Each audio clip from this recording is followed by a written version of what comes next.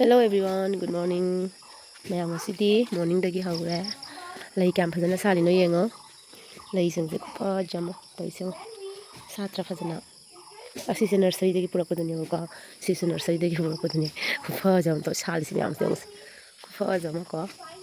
Mayam su po ma khada sali. Si se sat pam ko ma haure. Wangat kresi si pura bon kena tau ke bon sign dane. Pro kathat ke tau bune ko. To kathat pidri. Kathat lani sisu kathat kra bane zawura bane ko mathak yawura bane kathat kra bane se ta samai dam kamu kana ta sanore ko aduga agi janam gi phajaba sigi ma kali mu hairon janam pambi se yeng makhum se sidai khusang se sang ni ko kaina mi nang do to ida ha ai sigi dari sta chenguna ko pione sawale na se sunam saw chenguna ko pi do sigana kundo phajana kundo sale duga somna kan se pra jangalon khara khoi dana ngasi di phajana sengdo e ko engon ta ne hojik se sengdo ko hongre ko daga te jaga lakke moro pami jaga lakke na ko asigi moro pambi se mapan sare tu daga asida tomato mamangda indam thada pan gi tomato do hojik su phajana dum pali ko dum makha daga se hojik su dum phajana pali pan ba lepti ha tare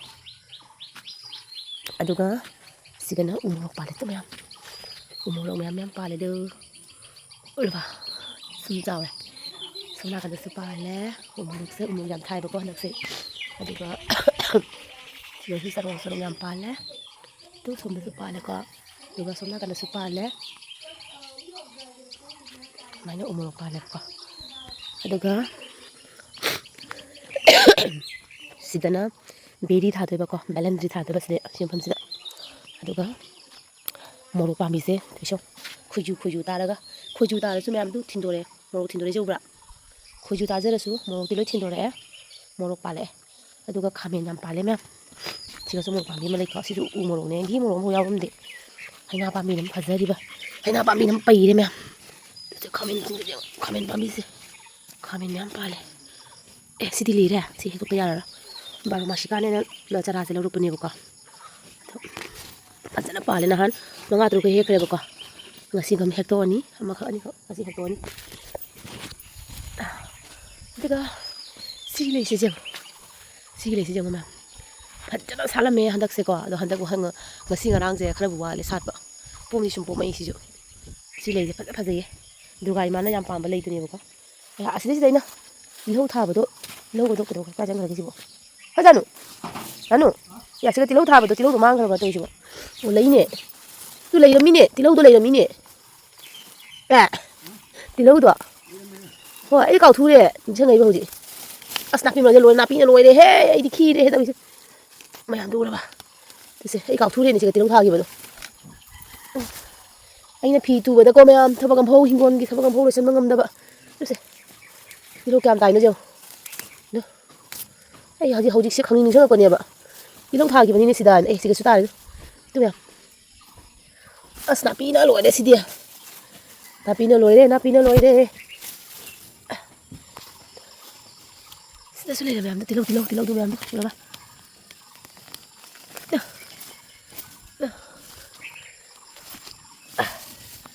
mem se le tilo si pum me as matam sana phupi da bani na pum ba ga jaw le as loi re na pi me ya sing bi da ya ra tilo se mathal thanda pum ma le ra me ne khoina ai pura kau thu re ba hauji adum video na mud khang hin jang ba la pi yam ne mandok ta ya ro jam sa la phana bu yam khre ne chiri pum me apum ma manga tru yaw khre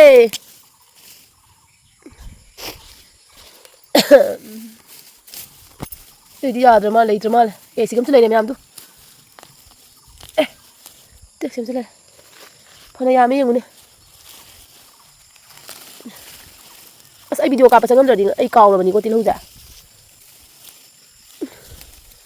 yam phana jam yeng tilo je sida peruk sori mam jang me peruk ke thawai ne thawla thama ba ai na di peruk se ai yam pa me ba ko kai lucy baby hai ta mayam da hai ta ro mayam khoi lucy bu yam na nungsiba chinau sing ngasi khoi lucy ule du lucy Lucy, Lucy. Kay doon nun ni mama?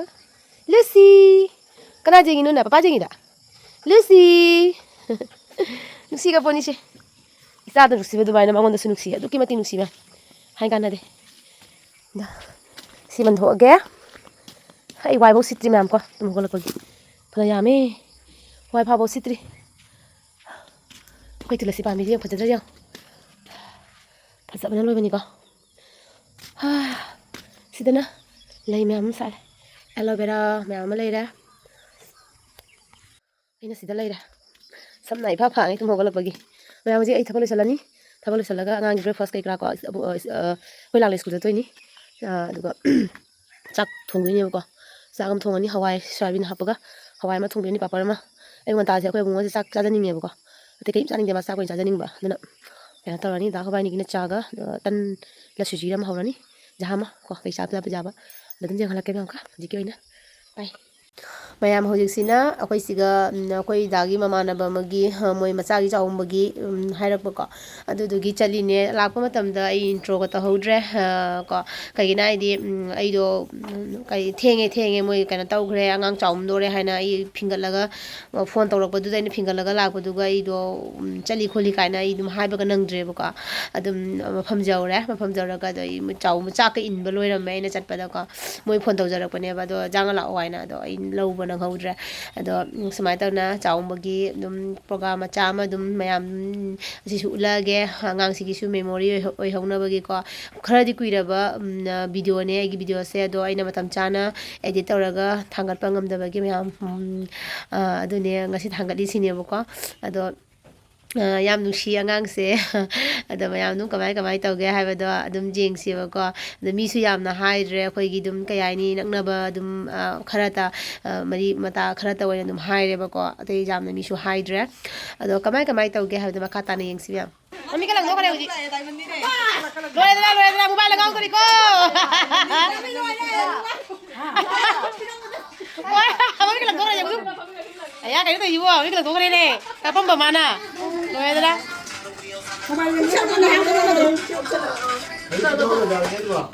Dah ini kan bida.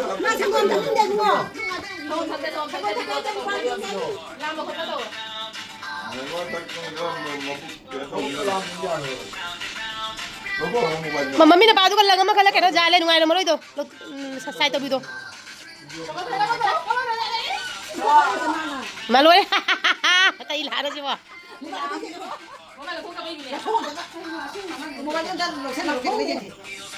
Mutajeng. Iya, kayaknya sih wah. Iya. Oh jika ada orang hiu kayak ini, sahur deh, hai jalan sahur deh, hani. Pagani. Nabi itu kemana tuh Indonesia? Oh ya kayak gini ya? Oh ya, dilalu banyak nuk lagi. Mana orang mau thong pada pasal apa lagi? Mana orang sih tak gede kayak siapa? Mana orang sih pasal apa lagi ni? Mana kerja gede ni? Kau sudah kau kerja dah? Asal macam kau jam dah?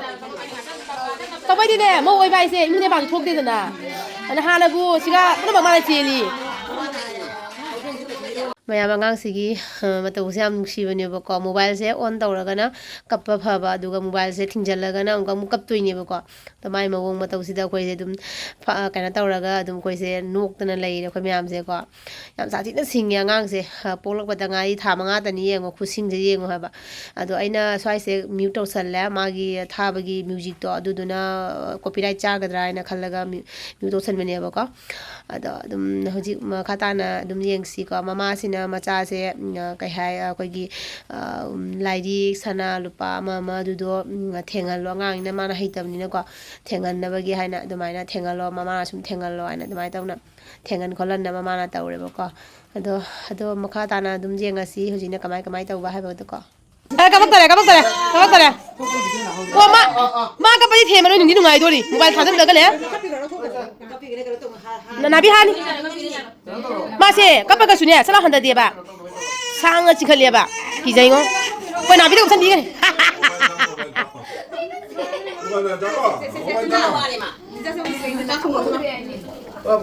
Ma'am, ꯑꯩꯈꯣꯏꯒꯤ ꯉꯁꯤꯒꯤ ꯆꯥꯎꯝꯕ ꯑꯩꯈꯣꯏꯒꯤ ꯅꯤꯍꯥꯒꯤ ꯃꯆꯥꯅꯨꯄꯤ ꯑꯩꯈꯣꯏ ꯅꯥꯕꯤ ꯃꯆꯥꯅꯨꯄꯤꯒꯤ ꯆꯥꯎꯝꯕꯒꯤꯀꯣ ꯑꯗꯣ ꯉꯁꯥꯏ ꯆꯠꯇꯅ ꯉꯁꯥꯏꯁꯨ ꯃꯌꯥꯝꯗꯣ ꯎꯠꯂꯤꯗꯨꯅꯦ ꯆꯠꯇꯅ ꯀꯩꯅꯣ ꯇꯧꯔꯨꯔꯦ ꯆꯥꯎꯝꯕꯒꯤ ꯊꯧꯔꯝꯗꯤ ꯂꯣꯏꯈ꯭ꯔꯦꯕꯀꯣ ꯑꯉꯥꯡ ꯆꯥꯎꯝꯕꯤꯕꯗꯣ ꯑꯗꯒꯤ ꯍꯤꯟꯖꯥꯡ ꯅꯥꯄꯤ ꯁꯦꯝꯗꯅ ꯈꯣꯠꯇꯅ ꯂꯣꯏꯅ ꯂꯣꯏꯔꯝꯃꯦ ꯑꯗꯨꯒ ꯌꯨꯝꯗ ꯑꯃꯨꯛ ꯍꯜꯂꯦ ꯑꯩꯗꯣ ꯌꯨꯝꯗ ꯑꯃꯨꯛ ꯅꯣꯡ ꯂꯥꯛꯇꯅꯀꯣ ꯑꯃꯨꯛ ꯍꯜꯂꯦ ꯑꯩꯒ ꯂꯥꯛꯂꯦꯟꯒ ꯂꯥꯛꯏꯁꯨ ꯍꯧꯖꯤꯛ ꯑꯗꯣ ꯉꯁꯤꯒꯤ ꯆꯥꯎꯝꯕꯒꯤ ꯀꯩꯅꯣꯁꯦ ꯑꯩ ꯏꯁꯥ ꯉꯝꯗꯦꯕꯀꯣ ꯏꯁꯥ ꯅꯨꯡꯉꯥꯏꯇꯕꯒꯤ ꯃꯥꯏꯒꯁꯦ ꯀꯔꯤꯝ ꯀꯦꯗ꯭ꯔꯦ ꯑꯗꯨꯝ ꯁꯨꯃꯥꯏꯅ ꯆꯝ ꯆꯝꯅ ꯂꯥꯛꯏꯁꯤꯅꯦ ꯇꯜꯂꯦ ꯍꯥꯏꯕꯀꯣ ꯉꯁꯤꯗꯤ ꯕꯤꯠ ꯑꯃ ꯌꯥꯎꯗꯦ ꯑꯗꯣ ꯑꯃꯨꯛ ꯂꯥꯛꯑꯦ ꯆꯥꯛ ꯂꯣꯏꯔꯦ ꯍꯥꯏꯅ ꯑꯩꯈꯣꯏ ꯂꯥꯛꯂꯦꯟꯒ ꯑꯩꯒ ꯁꯤꯗ ꯂꯥꯛꯏꯀꯣ 무슨 mama 맞자 mayam kanana heli phajaba khai mai chaje yaw ji zaure ko jingal lage mayam da mayam hujina aina lakpada samaina loirame changjang loirame aina chapada du thonga na hokana du aya mabudi lo heurabane ba ko ado lakpada samaina kana tawrame ba ko mayam sabai ji phagre Ano charo? Kagino nang ama karodi. Jika mga son jangan jika lang sip mo. Hoy jika lang sila ya Pasok na to pamura to. Hoy mo to pamura. Nang pa mo lo. nang la bo Nang pa pamura. gai la bo cha em sanari khoina sonda rangdom langzari somdana sure Mo do bola bun dai. puna jaga hai mo semo ko yi din jaga dane ki to si na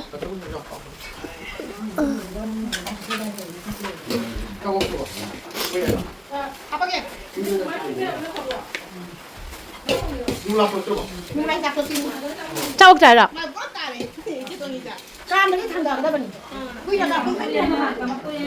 Cũng lấy nào mà xin lỗi là đi.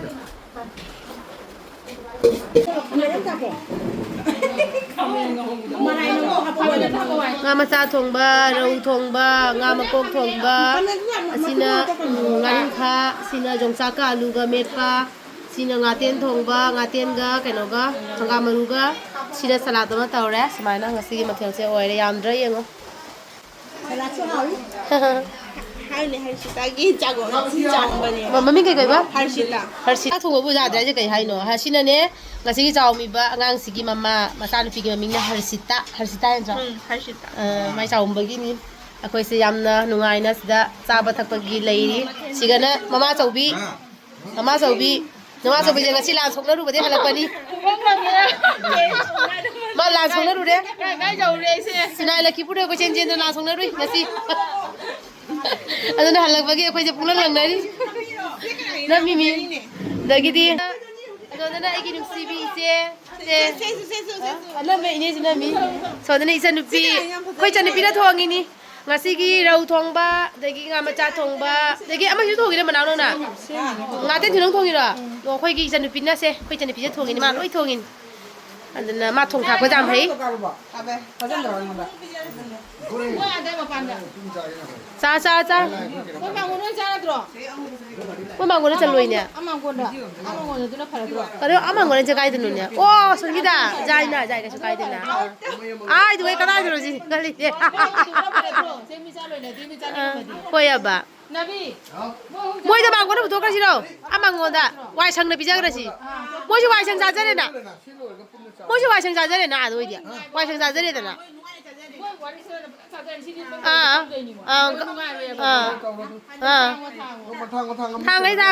mayam hojik sina numidang oire ado numidang gi akhoi chak toklangna loirakpagi akhoi abungoga akhoi daga mani cricket jengi bako ngasi akhoi bungogi team gi sanari haina jengi yam thawai ta na jengi mapa maza se ina camera de tuminna du mapa masana khela jeng mase ina dum nushidana dum hibim nei chu kana tawbone bako dum capture ta hobane aduga in somna kandana gi chanupina kana tawre krishna jengi du uraba se myam amaga amta ka wali ka sana banate ko tawri se ai chanupi sina mu krishna da ngaujabi oye bako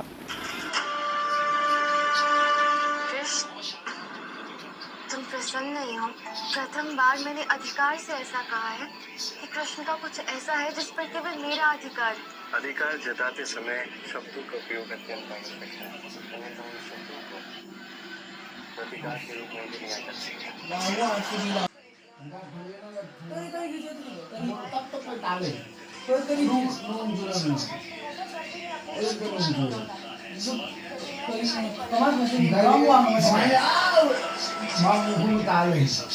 Jadi semua enggak, kamera terlalu tadi. Kita nggak nih nama pan. Iya kali kita nanti emosi di sini mana cari. Tahu kan? Dia gue juga lumayan kasih kira nih dia gue. Aku nggak tahu lagi. Dia gue juga lumayan. Shot. Come on, Vicky, come on.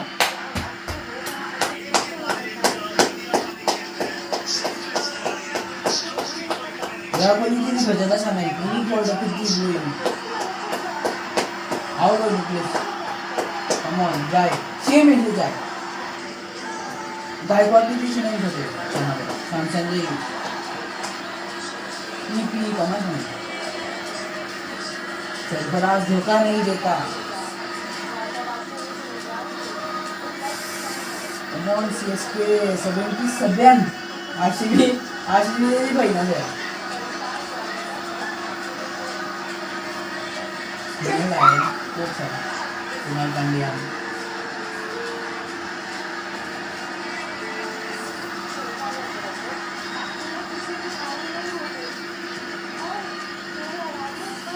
Ini lucu nih.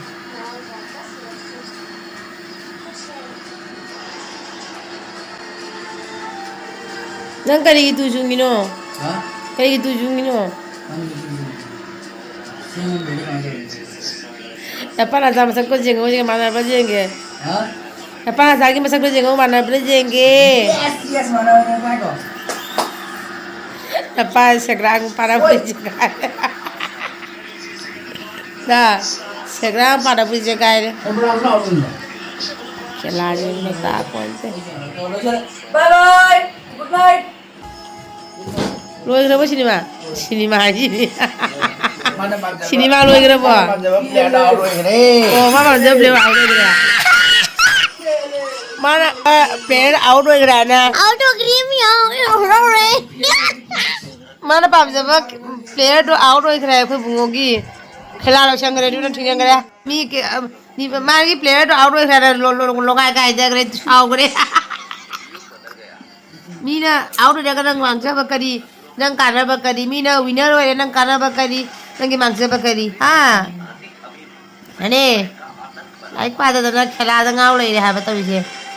Oi khani ni sana. Kalau like pas pada Krishna ngau bium ga. Ilo ada bani ko. Ai nama yang kumai jeng pada wajib ba. Kamu, tahu susila kan jak bani. Coba jadi nak kita ngau.